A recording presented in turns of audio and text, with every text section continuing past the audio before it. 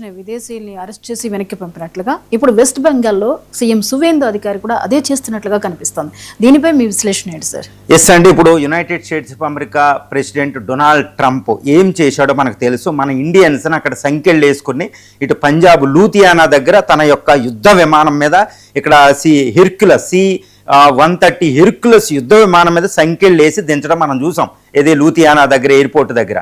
అలాగే ప్రతి దేశస్తుల్ని ఇటు కెనడా ఇటు మెక్సికో దేశస్తుల్ని బంధించి కోర్టులకి సంబంధం లేకుండా వెనక పంపడాన్ని ఇంటర్నేషనల్ హ్యూమన్ రైట్స్ ఆర్గనైజేషన్స్ ముఖ్యంగా యుఎస్ సుప్రీం కోర్టు కూడా తప్పు పట్టడం జరిగింది. ట్రంప్ వ్యవహార శైలి. ట్రంప్ ఇదే విధమైన పరిస్థితి ఇప్పుడు ఇండియాలో ఉంది అంటే ఇప్పుడు సువేందు అధికారి కొత్తగా బీజేపీ తరఫున సీఎంగా మమతా బెనర్జీ ప్లేస్లోకి వచ్చిన సువేందు అధికారి కూడా అదే విధంగా వెళుతున్నాడా అన్నట్టు క్రిటిసిజం ఇక్కడ మనం చూస్తూ ఉన్నాం. ఆయన ఏమంటున్నాడంటే డైరెక్ట్గా ఓపెన్ స్టేట్మెంట్ ఇచ్చిస్తున్నాడు. ఎవరైనా సిఐఏ ఏది సిటిజన్షిప్ అమెండ్మెంట్ యాక్ట్ ప్రకారం ఎవరైనా పట్టుబడితే వాళ్ళని కోర్టులకు అప్పచెప్పే భారత రాజ్యాంగం ప్రకారం కోర్టుల ద్వారా వాళ్ళు ఇల్లీగల్గా భారతదేశంలోకి అక్రమంగా సొరబాటుకు వచ్చారు అని వాళ్ళని బయటకు పంపాలి. దానికి హోమ్ మినిస్ట్రీ అథారిటీ ప్రకారం ఉంటుందన్నమాట, యూనియన్ హోమ్ మినిస్ట్రీ ప్రకారం. కానీ ఈయన ఏమంటున్నాడంటే వాళ్ళ కోర్టులకు అప్పచెప్పకండి, ఒక క్యాంపులు పెడుతున్నా అందులోనే నెల రోజుల పాటు ఉంటారు. ఆ నెల రోజుల తర్వాత డైరెక్ట్గా కోర్టుల ద్వారా లేకుండా బిఎస్ఎఫ్ బార్డర్ సెక్యూరిటీ ఫోర్స్కి అప్పచెప్పి వాళ్ళని బంగ్లాదేశ్ బార్డర్లోకి లోపలికి పుష్ చేసేయండి అనుకుంటూ ఆయన చెప్తున్నాడు. అక్కడ రాజ్యాంగం ఉంటుంది, ఒక చట్టం ఉంటుంది. ఇలాంటి పరిస్థితి ఏం మాత్రం కూడా ఆయనకు అవగాహన ఉందా లేదా నాకైతే అర్థం అవడం లేదు. ముఖ్యంగా ఇదే బిగ్గెస్ట్ క్రిటిసిజం. ఇది ఇంటర్నేషనల్ క్రిటిసిజం అయ్యే అవకాశం కూడా ఉంది. చాలా జాగ్రత్తగా ఉండాలి. ఇండియాలో కోర్టులు ఉంటాయి, రాజ్యాంగబద్ధమైన కోర్టులు ఉంటాయి. అది కాన్స్టిట్యూషనల్ అమెండ్మెంట్ యాక్ట్ అయినా ఏదైనా, సిటిజన్షిప్ అమెండ్మెంట్ యాక్ట్ ముఖ్యంగా చెప్పాలంటే దాని ఏదైనా అది ఇంప్లిమెంట్ చేయాలంటే త్రూ కోర్టుల ద్వారానే వీళ్ళు అక్రమ సొరబాటుల ద్వారాని కోర్టు ప్రకటించిన తర్వాత వాళ్ళని ఒక ప్రోటోకాల్ ఉంటుంది, ఇంటర్నేషనల్ ప్రోటోకాల్ ప్రకారం యూనియన్ హోమ్ మినిస్ట్రీ ద్వారా ఆ బిఎస్ఎఫ్ ద్వారా ఆ టైప్ కంట్రీకి ఇన్ఫార్మ్ చేసి లోపలికి పంపించాలన్నమాట. ఇది ఒక ప్రొసీజర్ ఉంటుంది. అలా కాకుండా ఒక స్టేట్ సీఎం ఇందులో ఇన్వాల్వ్ అయిపోయి డైరెక్ట్గా ఎటువంటి అంతర్జాతీయ బార్డర్ మేనేజ్మెంట్ వీటికి సంబంధించి వెస్ట్ బెంగాల్ చీఫ్ మినిస్టర్ ఎటువంటి సంబంధం ఉండదు. It is nothing to do with the chief minister అనమాట. కాన్స్టిట్యూషనల్లీ ద అథారిటీ ఇది హోమ్ మినిస్ట్రీ ఉంటుంది, యూనియన్ పార్లమెంట్. ఈ చట్టాలు ఇవి కోర్టుల ద్వారా నిర్ధారించబడాలి. మరి ఒక చీఫ్ మినిస్టరు ఒక యూనియన్ ఇంటర్నేషనల్ బార్డర్కి సంబంధించి అక్కడ బిఎస్ఎఫ్తో మాట్లాడి క్యాంపులు పెట్టి కోర్టులు లేవు డైరెక్ట్గా పంపేద్దాం అనేది it's not good for the Indian constitution అండి. It will give a wrong message to the world అనమాట. ఇప్పుడే ట్రంప్ ఎంత పిచ్చి ట్రంప్, ఎంత భయంకరంగా క్రిటిసిజం ఉందో చూసుకోండి. యుఎస్ సుప్రీంకోర్టు కూడా ఆయన ఆక్షేపించిన ఇండాక్ట్మెంట్ చేసిన పరిస్థితి ఉంది. మరి ఇప్పుడు సువేందు అధికారి మాట్లాడేది ఏంటంటే డైరెక్ట్గా బిఎస్ఎఫ్ అంటే ఇప్పటికే బంగ్లాదేశ్ ఆందోళన వ్యక్తం చేస్తుంది. ఇప్పుడు ఎలక్షన్ అయిపోయింది, ఎలక్షన్ టైంలో అక్రమ సొలబాట్లు ఇన్ఫిల్ట్రేటర్స్ 1.5 మంది ఉన్నారు. ఇటు అస్సాం వెస్ట్ బెంగాల్ అనుకుంటూ వాళ్ళు ఓట్లలో గెలవడం అంతా అయిపోయింది. అఫ్ కోర్స్ అక్రమ సొరబాటులతో ఉన్నారు. మరి అంత లెవెల్ ఉన్నారా లేదా, అంతమంది 1.5 మంది ఉన్నారా లేదా అనేది చూడాలి. తర్వాత వెస్ట్ బెంగాల్లో బీజేపీ మాట్లాడుతూ కూడా మమతా బెనర్జీ బోర్డర్లో కంచేయనివ్వలేదు అని ఆరోపణ వస్తుంది. కానీ దీన్ని కూడా I want to give the clarification అనమాట. అసలు వెస్ట్ బెంగాల్ చీఫ్ మినిస్టర్కి బోర్డర్లో కంచేయడానికి ఎటువంటి సంబంధం ఎక్కడుంది చట్టపరంగా? అసలు లేనే లేదు. తర్వాత ఒకవేళ భూమి అక్కడ ఇవ్వకపోతే, స్టేట్ గవర్నమెంట్ భూమి ఇవ్వకపోతే సెంట్రల్ గవర్నమెంట్కి అంత అథారిటీ ఉంది. ఆర్టికల్ 356 ప్రయోగించైనా ఆ యొక్క బార్డర్ తీసుకోవచ్చు. మరి ఎందుకు తీసుకోలేదు కేంద్ర ప్రభుత్వం? 2 బిఎస్ఎఫ్ మేనేజ్మెంట్ అనేది యూనియన్ హోమ్ మినిస్ట్రీ కింద ఉంటుంది, బార్డర్ మేనేజ్మెంట్ అంతా, లేదా ఆర్మీ కింద ఉంటుంది, ఆర్మీ డైరెక్ట్ ఇన్వాల్వ్. మరి వెస్ట్ బెంగాల్ చీఫ్ మినిస్టర్ మమతా బెనర్జీకి అసలు సంబంధం ఎక్కడుంది? 2 తర్వాత మనకి వినపడుతూ ఉంటే వెస్ట్ బెంగాల్కి బంగ్లాదేశ్కి మధ్య ఉన్న 2222 కిలోమీటర్ల బార్డర్లో అన్ని బంకర్లే, ఎక్కడ చూసినా బంకర్లు. మరి బిఎస్ఎఫ్ ఏం చేస్తుంది? తర్వాత రెండో విషయం ఏంటంటే అక్కడ బంకర్లు నిర్మించడానికి అంత వీలు ఉండదండి.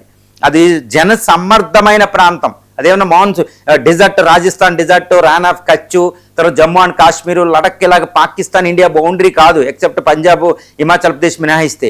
ఇది ఒక మైదాన ప్రాంతం. అది కూడా world's largest Ganga Brahmaputra delta. ఆ డెల్టాలో మొత్తం 54 రివర్లు ఎక్కువ ఉంటాయి. World's highest transboundary rivers ఉంటాయి. అక్కడ బంకర్లు నిర్మించడం అంత వీలు కాదు. బిఎస్ఎఫ్ హెవీ గార్డెడ్ అక్కడ. మరి అలాంటప్పుడు బంకర్లు నిర్మించడానికి వెస్ట్ బెంగాల్ చీఫ్ మినిస్టర్కి సంబంధం ఏంటి? తర్వాత బంకర్లు నిర్మిస్తే మరి ఆర్మీ ఏం చేసింది? అసలు వెస్ట్ బెంగాల్ చీఫ్ మినిస్టర్కి దీనికి సంబంధం ఏంటి? This is the non sense question అనమాట. అసలు ఎంత దారుణంగా మనకి మీడియాలో ఈ వస్తాయి అంటే చాలా దారుణంగా ఉంటాయి. వెస్ట్ బెంగాల్కి ఇండియాకి మధ్యన ఉన్న బౌండరీ యొక్క ఏదో కూడా తెలియని వాళ్ళు దాని మీద విశ్లేషణ చేయడం, దాన్ని పార్టీలకు అనుకూలంగా మాట్లాడడం. So chief minister is nothing, absolutely nothing to do with the international border management. ఇది ఇండియన్ కాన్స్టిట్యూషన్లో చక్కగా వివరించబడి ఉంది.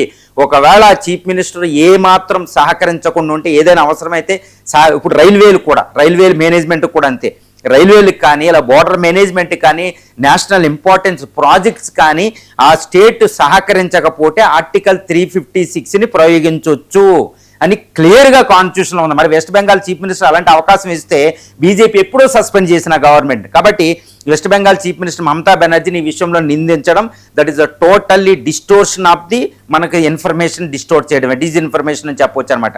కాకపోతే ఇప్పుడు సువేందు అధికారి ఆ పరిధిని దాటి బంగ్లాదేశ్ బౌండరీలో నేను కంచె నిర్మిస్తా, who is this CM to construct this fencing, border fencing? అసలు బార్డర్ ఫెన్సింగ్ నిర్మించే అధికారం సువేందుకు అధికారికి ఎక్కడది? చొరబాటులదారిని అరికట్టడం అనేది ఆయనకి అధికారం ఎక్కడ? That is the union home ministry తీసుకోవాలి, కేంద్ర ప్రభుత్వం చూసుకోవాలి, అమిత్ షా గారు మాట్లాడాలి, మిగిలిన వాళ్ళు మాట్లాడాలి.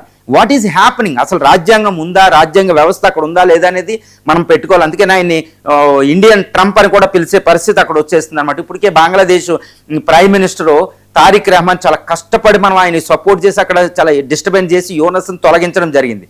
తర్వాత యాంటీ ఇండియన్ పొలిటికల్ పార్టీస్ అయిన జైషీ ఇస్లామీ ఓడిపోవడం జరిగింది. కానీ ఇప్పుడు సువేందు అధికారి, హేమంత్ బిశ్వా శర్మ ఏదో గెలిచారు, అయిపోయింది. ఇప్పుడు ఇంకా వాళ్ళు ఇలా మాట్లాడుతూ పోతే బంగ్లాదేశ్ ఇండియాల మధ్య సంబంధాలు చెడగొడతారు. ఇది it's very very dangerous for the India's national security అండి. ఎందుకంటే మనం ఇప్పుడు ఆ రష్యా, చైనా దగ్గర ఉన్న, కెనడా, అమెరికా దగ్గర ఉన్న వరల్డ్స్ 4th లార్జెస్ట్ బౌండరీ ఉంది బంగ్లాదేశ్తో. మనకి 4096 కిలోమీటర్ల బౌండరీ. హైలీ డిస్టర్బ్డ్ స్టేట్స్ ఉన్నాయి, నార్త్ ఈస్టర్న్ స్టేట్స్. అక్కడ బౌండరీ మేనేజ్మెంట్ అనేది చాలా చాలా టఫ్. ఎంటైర్ ఇండియన్ ఆర్మీకే అది ఒక బిగ్ ఛాలెంజ్ అనమాట. ఇటు పాకిస్తాన్, ఇటు బంగ్లాదేశ్ బౌండరీని మేనేజ్ చేయడం. ఇటు చైనా, ఇండియా అనేది డిఫరెంట్ హిమాలయస్ ఉంటాయి. బట్ ఇది బ్రిటిష్ వాడు కుట్రపరితంగా రాడ్క్లిఫ్ లైన్ క్రియేట్ చేశాడు. అది కృత్రిమమైన బౌండరీ. అది ఇట్స్ నాట్ ఏ ఫ్రాంటియర్ కూడా, అది బౌండరీ, కృత్రిమమైన బౌండరీ. అక్కడ బార్డర్ని మేనేజ్ చేయడం ఈవెన్ ఆర్మీ కూడా బిగ్గెస్ట్ ఛాలెంజ్. కాబట్టి ఆ విషయాలన్నీ తెలియకుండా రాడ్క్లిఫ్ లైన్ ఏంటి, ఎలాగ చరిత్ర ఏంటి, ఎక్కడెక్కడ పెట్టారు, ఈ మైదానాలు ఎలా విధించారు, ఇటు పంజాబీ అనేది ఇండియాను అంతర్భాగం అండి. ఇటు బెంగాల్ అనేది వెస్ట్ ఈస్ట్ బెంగాల్ భారతదేశంలో ఒక అంతర్భాగం, మహాభారత కాలం నుంచి, వేద కాలం నుంచి. అలాంటి కల్చర్ని వాడు విడదీశాడు బ్రిటిష్ వాడు. ఈ బోర్డర్ని డివైడ్ చేసేసి ఇటు ప్రజల్ని డివైడ్ చేయడం అనేది ఎవరికి పాసిబిలిటీ అండి? దేవుడికి కూడా పాసిబిలిటీ కాదు అక్కడ. సో అలాంటి బోర్డర్ని మేనేజ్ చేయడం ఆర్మీకి ఎంత టఫ్. అలాంటిది చీఫ్ మినిస్టర్లో ఇష్టం వచ్చినట్టు విశ్లేషణ చేయకూడదు. ఇది భారత్ బంగ్లాదేశ్ సంబంధాలను చెడగొడదు. ఇప్పటికే Tarique Rahman first visit China వెళ్ళబోతున్నాడు. ఎందుకంటే ఇదిగోండి ఇలాంటి స్టేట్మెంట్లు. ఇప్పటికి ఎలక్షన్ అయిపోయింది. సువేందు అధికారి, అదేవిధంగా west Bengal, Assam chief minister, వీళ్ళందరూ వాళ్ళ రాష్ట్రంలో ఉన్న పరిస్థితి అభివృద్ధిని చూసుకోవాలి. ఈ పరిస్థితిని చూసేది హోమ్ మినిస్ట్రీ చూస్తే ఇష్టం వచ్చినట్టు ఇది చేయడం అనేది ఇండియా. అప్పటికే Bangladesh chief minister, prime minister అక్కడికి వెళ్తున్నాడు అంటేనే ఇప్పుడు మోడీ దౌత్య విధానానికి బిగ్గెస్ట్ ఛాలెంజ్ అనేది మళ్ళీ మొదలైంది.